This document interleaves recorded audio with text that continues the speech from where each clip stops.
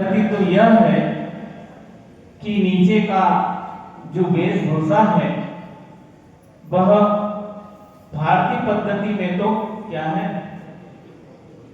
जोर से तो बोलो, हाँ, धोती और कुर्ता। ये पैंट और शर्ट जो है ये अंग्रेजों की देन है, भारतीय पद्धति नहीं है। लेकिन फिर भी संस्कृति का आज प्रदर्शन किया है, बहुत अच्छा लगा हमें भी देखकर कि ये भारतीय पद्धति है। और ये सारे के सारे लोग बहुत दूर से, आप सुन रहे हैं, भैया ने भी, चाचा भैया ने बताया, बहुत दूर से और लगभग 8 सालों से यह प्रतिवर्ष उनका कार्यक्रम चल रहा है और वह पद यात्रा करके आ रहे हैं। श्रावक कोई भी पद यात्रा नहीं करता, उसके पास उसके साधन है, वाहन है, लेकिन यह पद यात्रा करके आए हैं। और मुझे ऐसा लग रहा है कि ये पद यात्रा करके आए हैं इसी भाव में या आगामी भाव के लिए यह अभ्यास कर रहे हैं, ताकि हम भी साक्षात पदयात्री और करपात्री बन जाए। ये इसकी प्रैक्टिस है, समझ रहे? करपात्री कौन होता है? हाँ, और आप पद यात्रा करके आए हैं और मेरी भावना है कि आपकी यह पद यात्रा आपके लिए वस्तुतः सही पद यात्री बना दे, ताकि आपकी यात्रा मोक्ष यात्रा तक चले जाए। क्योंकि संसार में बहुत प्रकार की यात्राएं होती हैं। संसारी प्राणी जब से जन्म लेता है उसकी यात्रा शुरू हो जाती है, और वैसे भी इस संसारी प्राणी के अनंत काल से यात्रा प्रारंभ है, लेकिन हर पर्यायों में यात्रा बदलती रहती है। बहुत सारी यात्रा करता है। कुछ यात्रा ऐसी होती कि व्यक्ति सुबह से उठता है और स्नान इत्यादि करके किसी की यात्रा मंदिर की ओर होती है, वो भी यात्रा कहलाती है। कोई व्यक्ति यदि ज्यादा लालची है तो वो मंदिर में जाकर उसकी यात्रा कहाँ होती है? बोलो तो, दुकान की ओर होती है, वो भी एक यात्रा है। कोई व्यक्ति जो है अपने जीवन में किसी के विवाह में जाता है और वो बारात में जाता, वो भी क्या होती है? यात्रा, बारात की यात्रा बोलते ना, वो होती है। किसी सगे संबंधी से मिलने जाता है तो वो भी यात्रा होती है। जब उसका भारत में अपने घर में मन नहीं लगता है, मन उछट जाता है, बहुत दिन इस घर में रह लिए हैं, तो क्या करते हैं? हिल स्टेशन की ओर चले जाते हैं। जिनके पास पैसा ज्यादा है वो क्या करते हैं? भारत से बाहर विदेश चले जाते, वो भी यात्रा है। और ऐसी यात्रा कर करके आदमी एक दिन शव यात्रा की ओर निकल जाता है, वो भी एक यात्रा।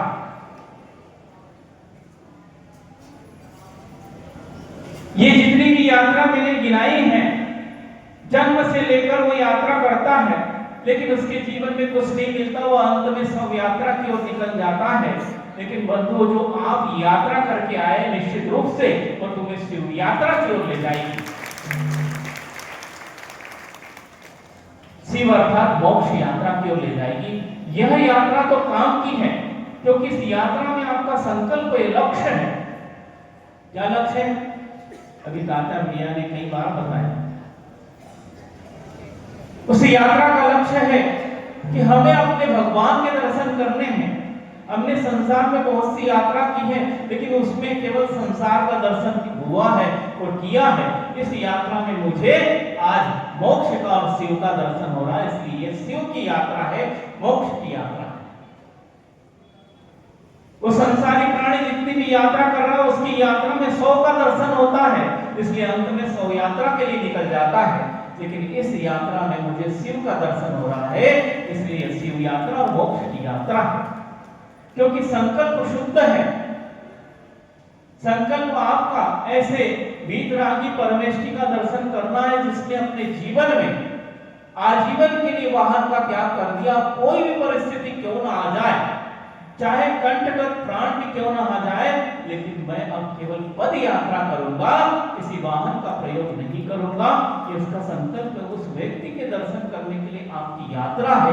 इसलिए इस यात्रा के लिए मैं साधुवाद देता हूं आप लोगों को, क्योंकि आपने ये यात्रा की है। बंधु, जीवन में ऐसी यात्रा यदि करोगे तो निश्चित रूप से कल्याण होगा। और ये संसारी प्राणी कई यात्रा करता है, और आज सुनने में आया है, सुनने में क्या है हमें तो पता ही है, लेकिन कहना ऐसे ही पड़ता है कि कई वर्ष पूर्व आज के दिन एक ऐसे महान व्यक्ति ने अपनी यात्रा प्रारंभ की थी। कौन है? उस वक्त आचार्य विद्यासागर जी नहीं थे, आपके दक्षिण भारत के ही थे, लेकिन विद्याधर, कई नाम है, पीलू, गिनी, विद्याधर, जो जिसको जैसा प्यार से आ जाए उस व्यक्ति को देखकर पुकारते थे। क्यों पुकारते थे? उस व्यक्ति की प्रकृति ऐसी थी, जो देखता था उसको देखते ही रह जाता, ऐसा लगता उसको उठाकर गोद में खिला दो। ऐसी उनकी प्रकृति का उदय, ऐसे सुभग नाम कर्म का और आदि नाम कर्म का उदय था। लोग उनको देखते थे तो देखते ही रह जाते थे। और बचपन में क्या, जब वो 55 के हो गए, हम उनकी जब 55 की उम्र थी तब हम आए थे। बचपन में तो ऐसा था, लेकिन बचपन में भी हमने भी जब उनको देखा, देखते ही रह गए और सोचा कि यदि यहां से चले जाएंगे, आज तो देख लिया और देखकर चले जाएंगे तो फिर ये दिखेंगे नहीं, वहां संसार दिखेगा। इसलिए करना क्या है, जब एक बार देखा तो देखते रहो और उनके पास बैठकर देखते रहो। ऐसे में संसार छूट गया और गुरु चरण में आ गए। ऐसा उनका व्यक्तित्व था और वो आज के दिन ही जन्म लिया था। हालांकि जन्म मनाने हम नहीं आए हैं। क्यों नहीं आए हैं? क्योंकि ऐसा मनाया नहीं जाता। लेकिन जिस व्यक्ति ने अपने जीवन को इतना महान उद्देश्य के लिए इतना ऊंचा उठाया है, और अपने कल्याण के लिए तो सब संसार त्याग कर देते हैं, लेकिन जिन्होंने विश्व कल्याण के लिए अपने जीवन का एक एक समय उपयोग किया है, उसका हर कार्य मनाने के योग्य है। कई लोग उसके लिए बहुत उपदेश दे सकते हैं, देते होंगे, वो उनका स्वार्थ है, लेकिन जिसने परमार्थ के लिए अपना जीवन दिया, उसका एक एक क्षण महोत्सव के रूप में मनाने के योग्य है, तो उनका जन्मदिन मनाने के योग्य क्यों नहीं? अब तो ताली बजा दो। ताली नहीं बजा रहा, यदि गलत कहा हो तो आप कह सकते हैं, नहीं कहा ना गलत, क्योंकि उसने जीवन अपना ऐसा जिया। और बचपन में भी आप उनके कहानी मतलब उनकी जीवन यात्रा को पढ़ो, तो बचपन से लेकर अंत तक उनके जीवन में कहीं भी सांसारिक राग महसूस नहीं होता। वो शुरू से वीतरागी थे, उनका जन्म ही वीतरागता के लिए हुआ, तो ऐसे परमेष्टि के लिए मनाने के लिए हम क्यों नहीं मनाएं? तो भगवान का जन्म कल्याणक मनाते हैं इसलिए क्योंकि तीर्थंकर प्रकृति का बंध है। उन्हें आगामी काल में तीर्थंकर होकर इस सृष्टि के लिए उपदेश देना और सृष्टि का कल्याण करना है। तो उस वक्त हमें पता था उनके पंच कल्याणक हुए हैं, लेकिन इस बार हमें पता नहीं था कि ये ऐसा व्यक्तित्व है। लेकिन जब पता चल गया तो निश्चित रूप से उसका हर जीवन का एक कार्य मनाने के योग्य है। इसीलिए आप ही यहाँ आए हो, नहीं तो आप आज के दिन ही यहाँ पदयात्रा क्यों समाप्त करते? क्योंकि आपने भी सोचा कि आज जिन्होंने हमें धर्म का क ख ग सिखाया है, उस व्यक्तित्व का आज इस धरती पर बहुत वर्ष पूर्व पदार्पण हुआ था। इसी कारण यह सृष्टि आज इतनी सुंदर लगती है। कई लोग कहते हैं संसार में बहुत दुख है, बहुत दुख है, बहुत दुख है। हाँ, हम भी कहते हैं दुख है, लेकिन उससे आगे बढ़कर कहते हैं यदि इस संसार में ऐसे वीतरागी गुरुदेव है तो ये संसारी स्वर्ग है, या दुख महसूस नहीं होता, क्योंकि उन्होंने हमें दुख सहने के योग्य बना दिया।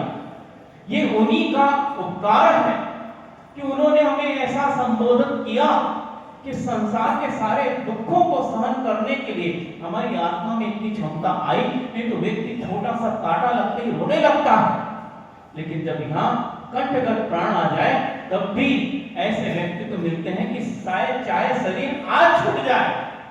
तो ये भाव आपके आए कहां से? हमारे सामने हमारे गुरु बैठे हैं जिन्होंने अपने जीवन में से महान उपसर्ग को सहन करके अपने जीवन को निर्दोष रीति से पालन किया। ऐसे व्यक्ति तो हमारे सामने है, तो हम छोटे से कष्ट में क्यों रोएं? आखिर हमने सीखा क्या? उस भक्ति से हमने क्या सीखा? हम उनके शिष्य हैं, उनके भक्त हैं। तो ये केवल शाब्दिक यदि है तो आप अपने जीवन में रोगे। जो व्यक्ति कष्टों से रोता है उसकी भक्ति सात्विक है, केवल कपोल कल्पना है और प्रदर्शन है।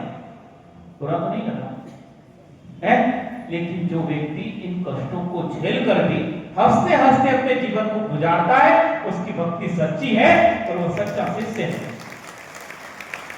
क्योंकि वस्तु तो उसने पाठ लिया है गुरुदेव के जीवन से। तो बंधुओं, ये यात्रा करके आप यहाँ आए हैं और एक और यात्रा आज प्रारंभ है और उसका भी संचालक महोदय ने आपको संकेत किया है और हमें तो पहले से याद था। और कई लोगों ने हमको आके कहा, महाराज जी आज का आपका दीक्षा दिवस है।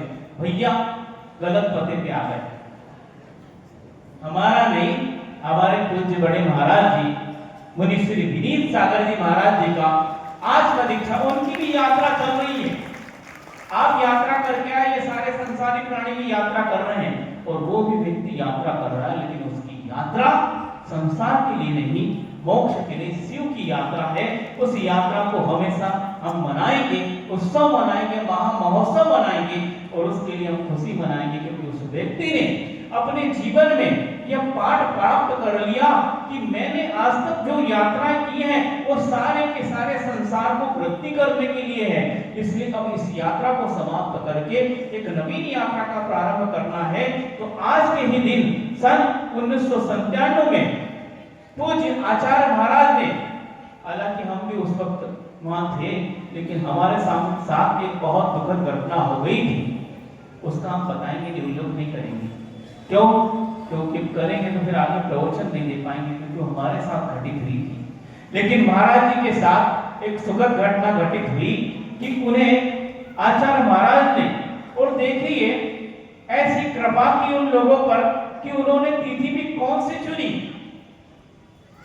तिथि तो बहुत सी थी और वस्तुतः तिथि पूज्य नहीं होती है, लेकिन उस तिथि में कोई ऐसे महान व्यक्ति कोई महान कार्य कर जाए तो उसकी निमित्त तिथि भी पूज्य हो जाती है।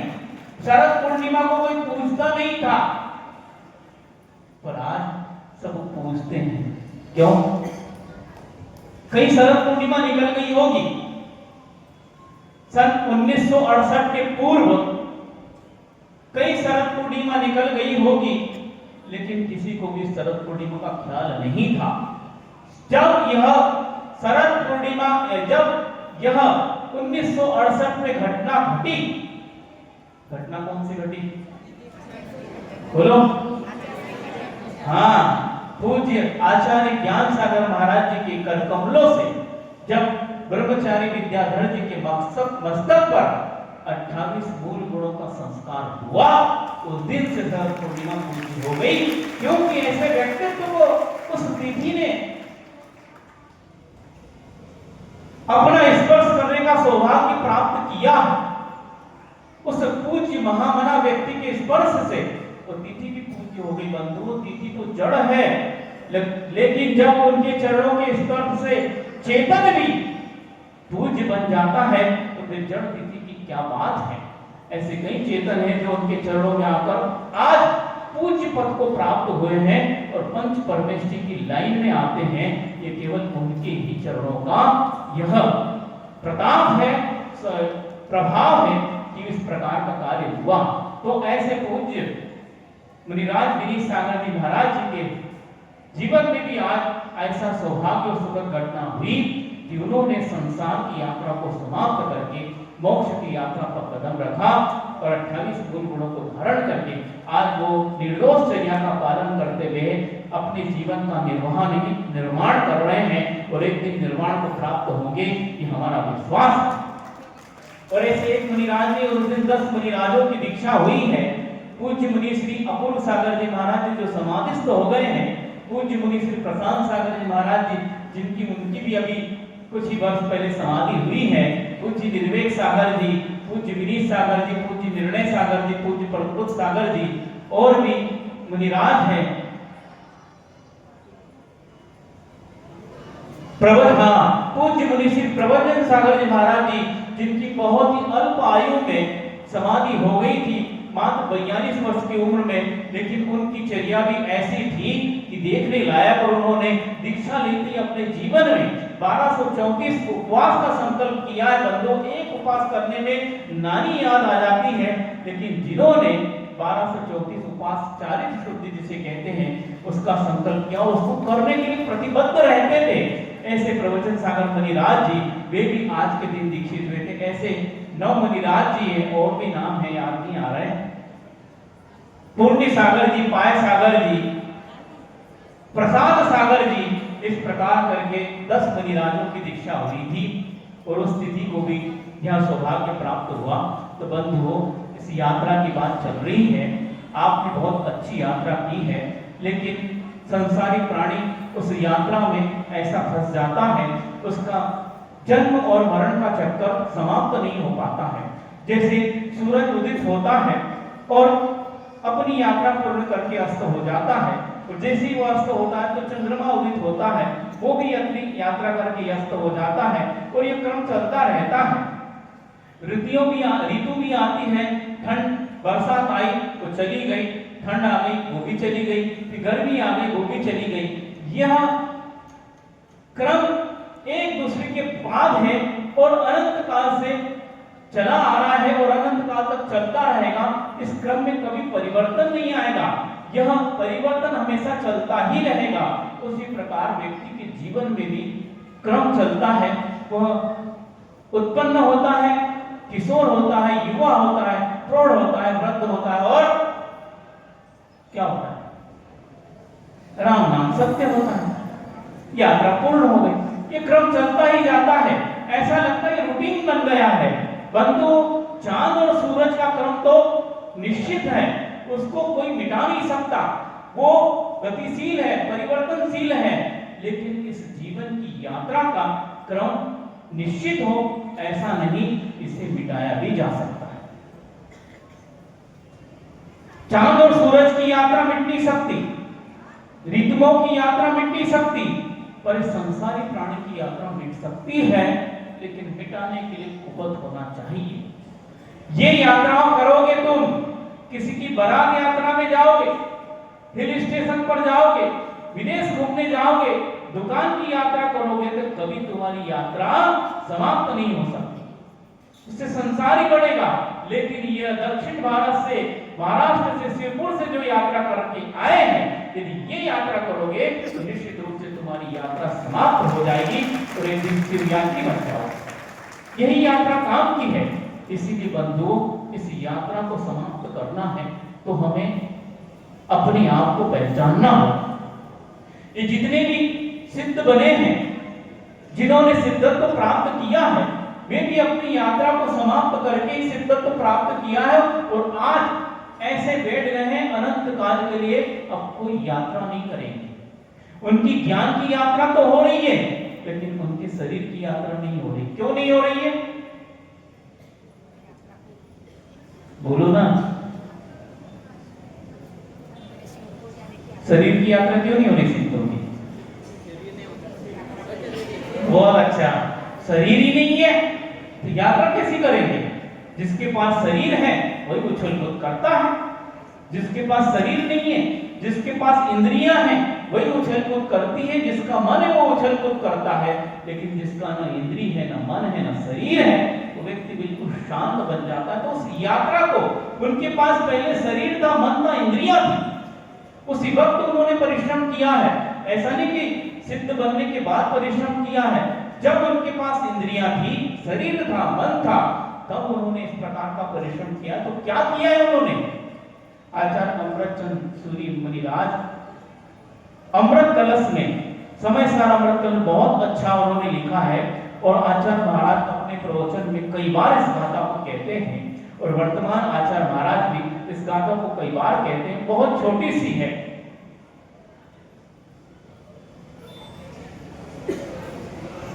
भेद ज्ञानतः सिद्धा सिद्धा ये किल केचन तस्सेवा भावास बद्धा बद्धा ये किल केचन। इस दो लाइन में संसारी प्राणी और सिद्ध प्राणी का उन्होंने स्वरूप बता दिया कि आखिर इस संसार में वस्तु तो कौन रहता है? तो जो जिन्होंने सिद्ध कौन होता है? तो जिन्होंने भेद ज्ञान को प्राप्त कर लिया है वे सिद्ध होते हैं। भेद ज्ञान अर्थात कौन सा भेद ज्ञान? महाराज जी, भेद ज्ञान तो हमको भी आता है। कौन सा भेद ज्ञान? ये मेरा पुत्र है, ये मेरे भाई का, दूसरे का। ये मेरा घर है, ये दूसरे का। ये मेरी दुकान है, ये मेरी संपत्ति है, वो दूसरे की। ये भेद ज्ञान। ये भेद ज्ञान तो तुम्हारे पास तबड़ा है कि नहीं? हमसे भी बड़ा। भेद ज्ञान नहीं है। भेद करना मतलब अपने और पराये का भेद करना। ये अपने, ये पराये। बोलो तो हाउ हाउ। भेद ज्ञान नहीं है ना? ये भी भेद ही तो करना, अपने और पराये का भेद। बंधु वस्तु तो यही संसार का कारण है। क्या? भेद ज्ञान तो है, लेकिन यह सच्चा भेद ज्ञान नहीं है। सच्चा भेद ज्ञान क्या है? जिन्होंने सिद्धत्व को प्राप्त किया है वो किस भेद ज्ञान से सिद्ध हुए? बंधुओं, वो उस भेद ज्ञान से सिद्ध हुए। कौन से? कि मेरा शरीर और मेरी आत्मा अलग है। मेरी आत्मा का स्वरूप भिन्न है, मेरे शरीर का स्वरूप भिन्न है। ये शरीर जो है वह दिखने वाला है, लेकिन आत्मा दिखती नहीं, क्योंकि उसका कोई रूप रंग आकार नहीं। शरीर का आकार है, ये काला पीला नीला धोला जो भी हो सकता है, लेकिन आत्मा में कोई आकार नहीं। इस शरीर को देखकर राग हो सकता है, लेकिन आज तक किसी को आत्मा को देखकर राग नहीं हुआ। क्यों नहीं हुआ? बोलो तो, किसी को आत्मा को देखकर राग हुआ? नहीं हुआ ना? अच्छा, हाथ जाकर बताओ किसने आत्मा देखी? अभी तो बोल रहे थे, इतनी जल्दी पलट जाते हो तुम। अभी बोल रहे थे आत्मा को देखकर राग नहीं हुआ आज तक। हम पूछ रहे किसने देख ली, तो मना कर रहे नहीं देखी। देखी नहीं इसलिए राग नहीं हुआ। बंधु, देखी नहीं कोई बात नहीं, लेकिन प्रत्येक व्यक्ति को अपनी आत्मा महसूस होती है। तुम्हारे क्रोध में भी आत्मा है, तुम्हारे राग में भी आत्मा है, तुम्हारे द्वेष में भी आत्मा है, और तुम्हारी वीतराग यदि भाव आ जाए, उस वीतराग में भी आत्मा ही है। ये जो भी भाव उत्पन्न हो रहे हैं, ये आत्मा ही तो है। आत्मा के अलावा कहीं भी भाव उत्पन्न नहीं होते हैं, क्योंकि आत्मा ही एक चेतन तत्व है। बाकी जितने तत्व, जितने पदार्थ है, वो सब अचेतन है। जो महसूस हो रहा है वही आत्मा है। लेकिन आज कर्मों से इस प्रकार बंधनबद्ध है कि हमें उस आत्मा का इस प्रकार का अनुभव हो रहा है। क्या हो रहा है? या तो अनुभव हो रहा है मैं दुखी हूं, या मैं सुखी हूं, मैं अमीर हूं, मैं गरीब हूं, मैं बलवान हूं, या मैं कमजोर हूं। बहुत अच्छी पंक्ति आती छेड़ाला में, क्या आती है? हाँ, मैं सुखी दुखी मैं रंग राव, मेरे ग्रह गोधन प्रभाव, मेरे सुतति में सबल दीन में बेरूप सुभग मूरख प्रति। ऐसा अनुभव होता है, प्रत्येक व्यक्ति को हो रहा है, लेकिन वो अनुभव गलत है। मैं सुखी, कौन सुखी है? साता देखने का उदय आया, ऐसा लगता मैं सुखी हूं। क्षण नहीं लगता साता का उदय आया, ये बहुत दुखी है।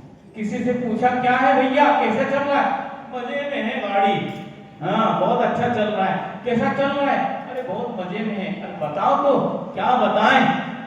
10 उंगली घी में और सर भी कढ़ाई में, ऐसा मजेदार चल रहा है। वो गए, सब्जी वब्जी खरीद के लाए, फिर वापस आए, क्यों ठीक हो? चेहरे पे हवाइयां उड़ रही। सेठ जी के चेहरे पे बिल्कुल पहले मुस्कान थी, कमल भी क्या खिले, उससे ज्यादा खिले थे और मस्ती में थे। और वो व्यक्ति लौट कर आया अपना काम करके और वह सिर पर हाथ धर के बैठे हैं। क्या हुआ? क्या बताएं? अरे बताओ क्या हुआ? अब फोन आया, फैक्ट्री में जो है आग लग गई। वो तो माल गया और उधर जो देखा तो शेयर बाजार गिर गया। सेठ जी धड़ाम से नीचे गिर गए। अभी थे आसमान पर, अब आ गए जमीन पर। जमीन पर क्या? वो जमीन के नीचे गड्ढे में चले गए। मैं सुखी, अभी कहा था मैं सुखी, तो सुखी यदि आपका स्वरूप था तो दुखी कैसे हो गए? अभी तो आपसे पूछा था आप कैसे हैं, बहुत इतरा के बता रहे थे सुखी हूं, और लौट कर जब पूछा आप कैसे, आप दुखी हूं। ये क्या सुखी और दुखी? आपका पता स्थायी नहीं है, हैं? कभी कहते सुखी हो, कभी कहते दुखी हो। ये क्या चल रहा है? नाटक कर रहे हो आप। यदि कोई पत्र भेजेगा सुखी चंद जैन, आपने बता दिया उनको मैं सुखी हूं, मेरा नाम सुखी चंद है, तो पता पत्र भेजा, और आप दुखी हो भैया मैं नहीं हूं सुखी चंद। कौन है भैया? पता नहीं, कुछ क्षण पहले तो था अब नहीं। ये सब क्या है? साता और असाता का खेल है। ये पुत्कल कर्म हमें नचाता है और हम कठपुतली की तरह नाच रहे हैं। तो यह भेद विज्ञान नहीं है। जिन्होंने इस भेद विज्ञान को जान लिया, न मैं सुखी हूं, न मैं दुखी हूं, न मैं बलवान हूं, न मैं कमजोर हूं, न मैं राजा हूं, न रंक हूं, न ये मेरा संसार है और न मैं संसार का हूं, तो क्या हूं? मैं एक ज्ञाता दृष्टा आत्मा हूं। इस भेद विज्ञान को जो जानता है उस व्यक्ति ने सिद्धत्व को प्राप्त किया है। और जो इस भेद विज्ञान का अभाव जिसके पास है वही संसारी प्राणी है, और वो अनंत काल से बंधन से बद्ध होकर इस संसार में चक्कर लगा रहा है। इसीलिए जो आज तक सिद्ध नहीं हुए हैं वे भेद विज्ञान के अभाव में, और जो सिद्ध हो गए वो भेद विज्ञान के सद्भाव में सिद्ध हुए हैं। उन्होंने अपने आप को जान लिया है। कई बार लड़ाई होती है, हालांकि सबकी होती, भैया हमारी भी होती थी, और हम भी ऐसा ही कहते थे, और आप भी ऐसे ही कहते होंगे। क्या कहते होंगे? कभी यहाँ थोड़ा जबलपुर शहर थोड़ा गर्म शहर माना जाता, और पहले सुना था हमने दुर्जों का शहर, नेहरू जी ने बोला ना, हाँ ऐसे संस्कार मिलेंगे ना। तो जा रहे थे चर्या के लिए, कुछ लड़ाई हो रही थी, तो एक व्यक्ति के शब्द सुनने में आए। क्या सुनने में आए? आप भी वही कहते हैं, वो भी वही कह रहा था। अबे तुम हो कौन? किस खेत की मूली हो? ये शब्द आए। एक शब्द फिर सुना, सुनो मुझे जानते भी हो, मुझे जानते भी हो, मुझे जान लोगे ना अकल ठिकाने आ जाएगी। शब्द मुझे समझ में सुनने में आ गए और अंदर घर कर गए। वो तो लड़ाई झगड़े के लिए लड़ रहे हैं, वे जाने। उस शब्दों ने बहुत दे दिया कि वस्तुतः वो कह रहा है कि तुम कौन हो, मतलब तुम दूसरे को जानते नहीं, इसलिए परिचय पूछ रहे हो, और तुम उसको जानते नहीं लेकिन अपना परिचय दे रहे हो। मुझे जानते हो, उसको जानते नहीं, पर अपने को जनाने के लिए कि मुझे जानते हो। जब तुम दूसरों को नहीं जान सकते तो अपने आप को भी नहीं जान सकते। क्या? जो सबको में जान दी वो एकम जान दी, और जो एकम जान दी वो सबको में जान दी। जो सबको में जान दी सो अपको में जान दी, जो अपको में जान दी सो सबको में जान दी। जो अपने आप को जानता वो सबको जान लेगा, और जो सबको जानता है वो अपने आप को जान लेगा। जब तुम उसको नहीं जानते हो, अपने आप को जाना है। मुझे जानते हो, हैं? मुझे जान लोगे अकल ठिकाने आ जाएगी। बंधुओं, यदि वो तुम्हें जान ले, उसकी अकल ठिकाने आए अथवा ना आए, लेकिन तुम अपने आप को जान लोगे तो तुम्हारी अकल ठिकाने आ जाएगी।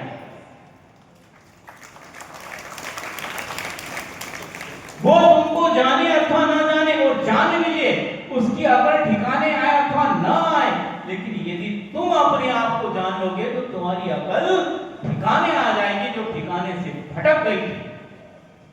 बिल्कुल यही कहा है आचार्यों ने। को हम केंद्र गुणापोच्य किम प्राप्य किम निमित्तक इत्युह प्रत्यहम नोचे तन्य स्थाने मतिर्भरे। ऐसे व्यक्ति की अकल अपने ठिकाने से भटक जाती है, अन्य स्थान में चली जाती है। कैसे व्यक्ति की? जो यह नहीं सोचता, क्या नहीं सोचता? को अहम, मैं कौन हूं, दूसरा कौन है, दूसरा क्या कर रहा है, दूसरे की क्या भावना है, उसके क्या विचार है, इस प्रकार का जो ऊहापोह करता उसकी मति तो हमेशा भटकी रहती है। लेकिन मैं कौन हूं यह विचार करता है जो उस व्यक्ति की अकल ठिकाने आ जाती है।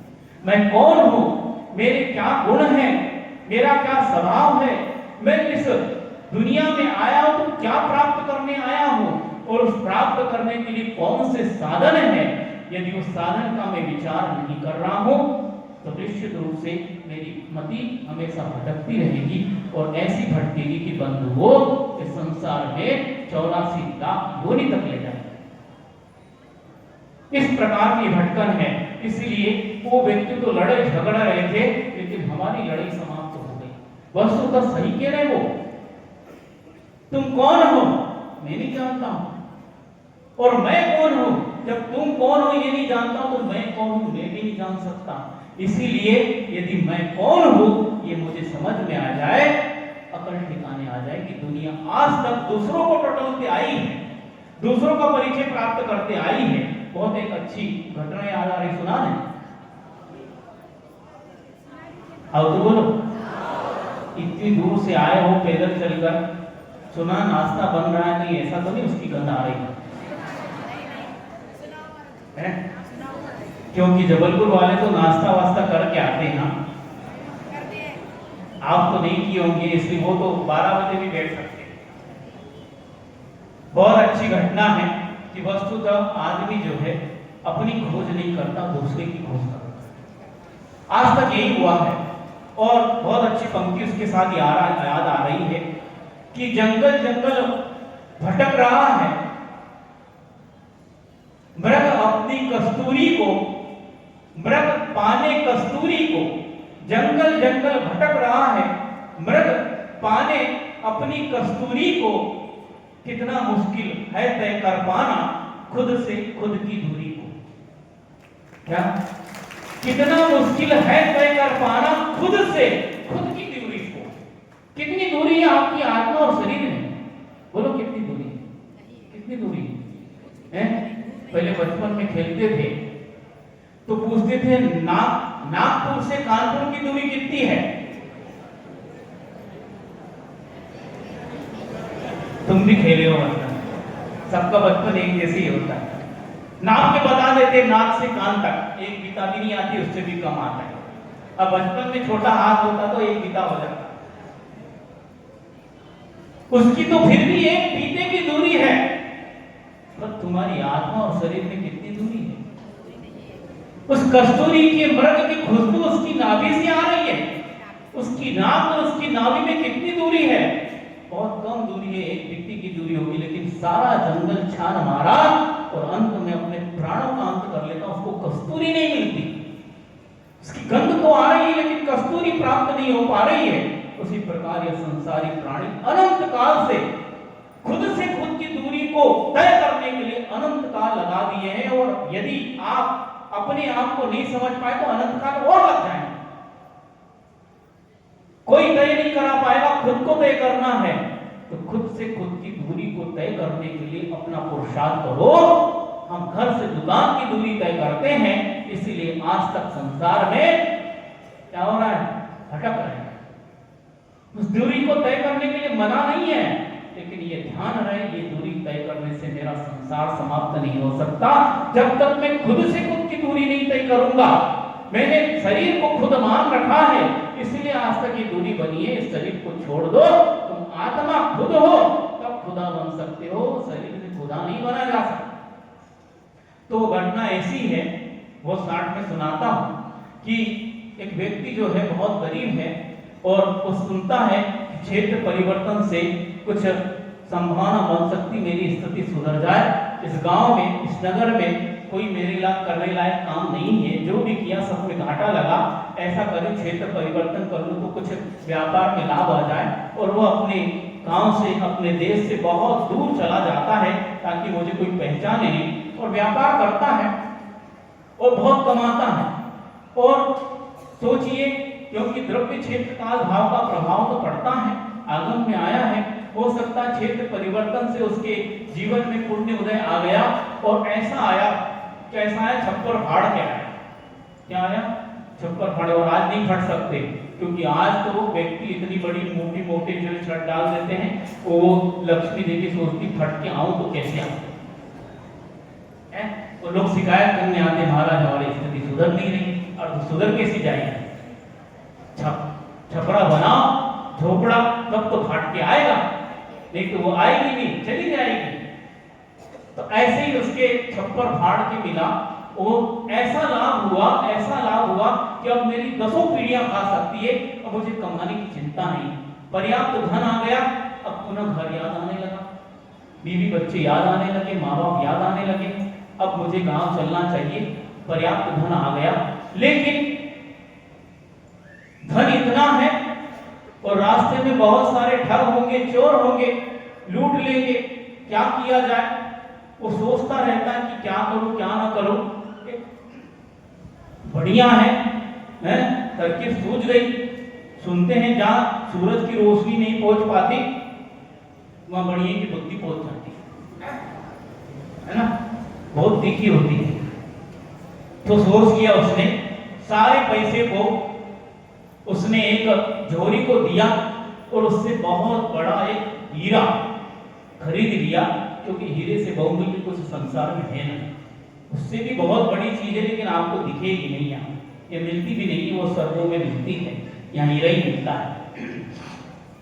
उसने खरीद लिया और एक डब्बी में उसको बंद कर लिया।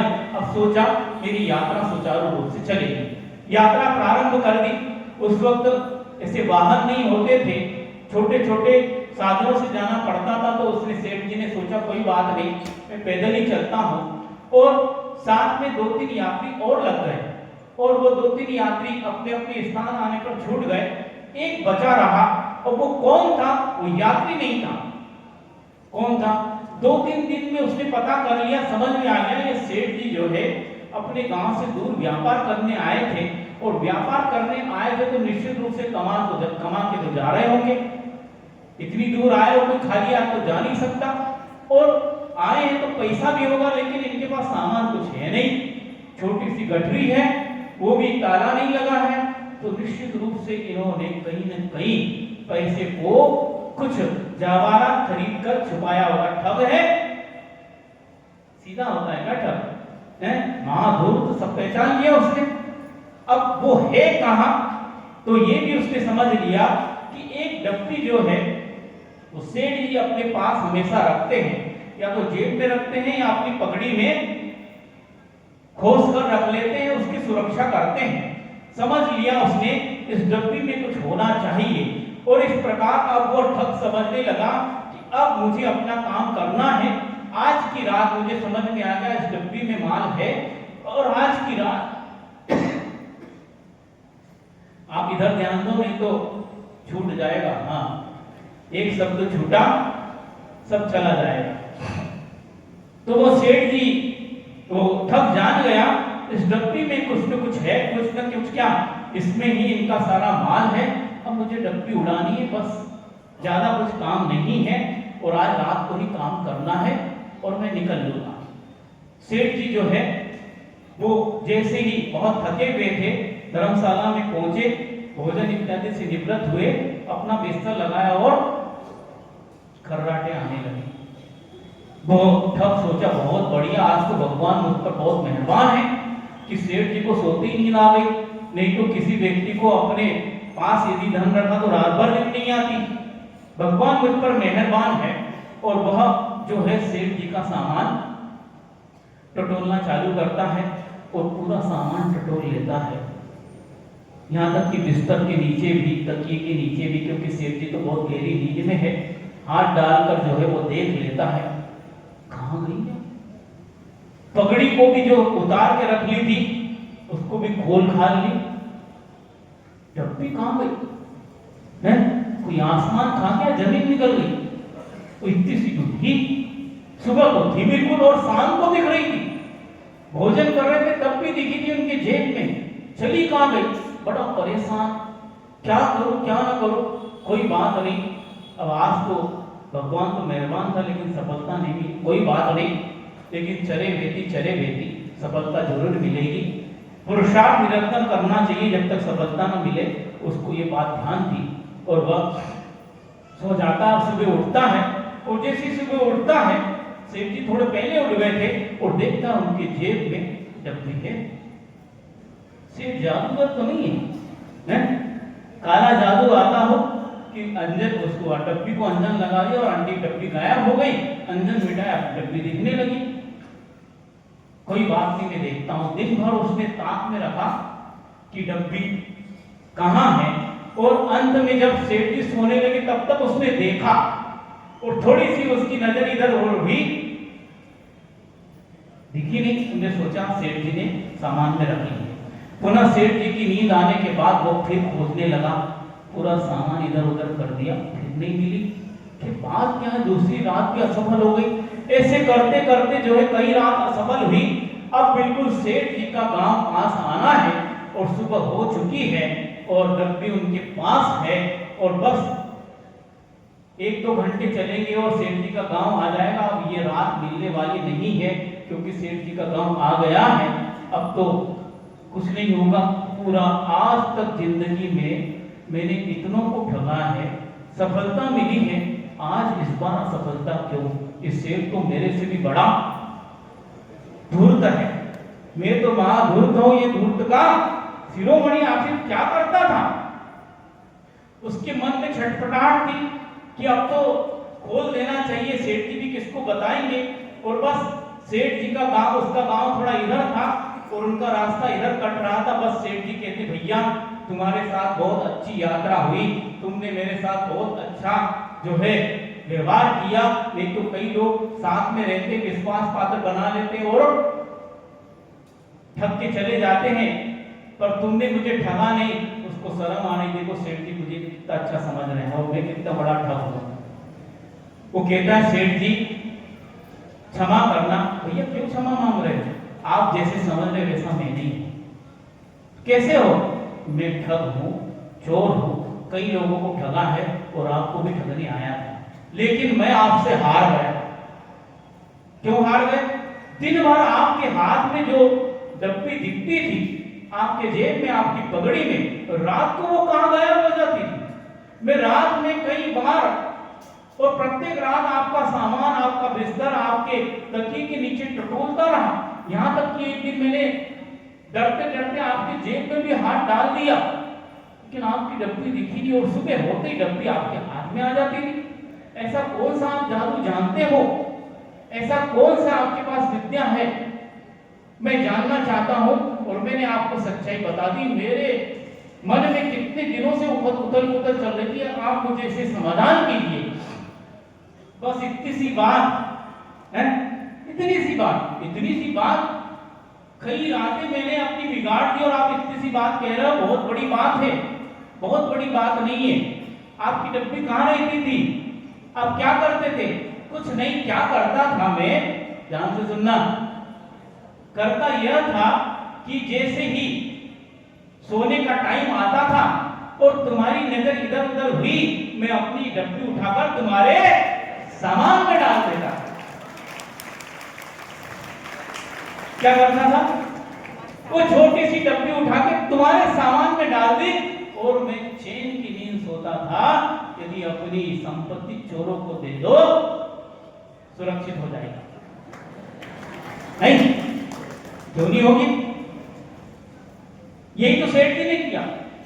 उनने उठा के डब्बी उनके सामान में डाल दी और सो रहे खर्राटे लेके। नींद किसकी उड़ी?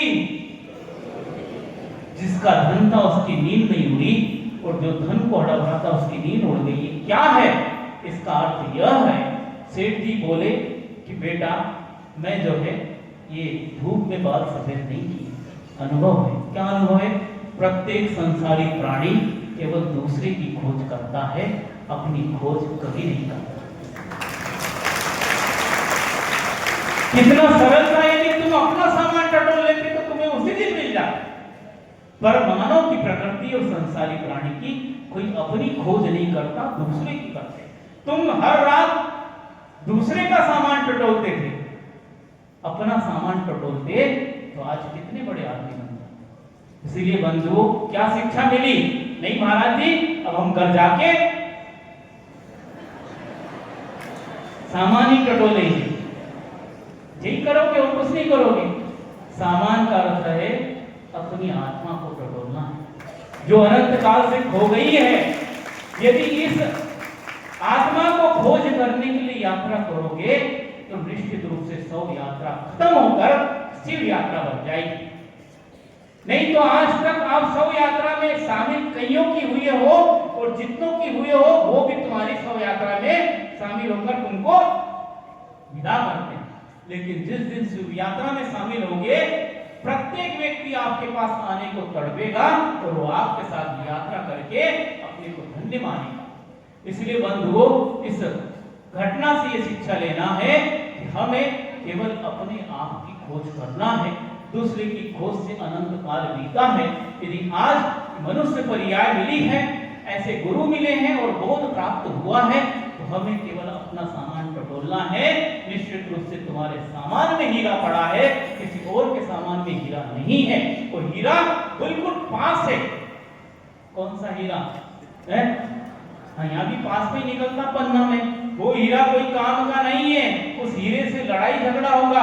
लेकिन जिस दिन तुम अपने आत्म हीरे की ओर आओगे, सारे लड़ाई झगड़े समाप्त हो जाएंगे।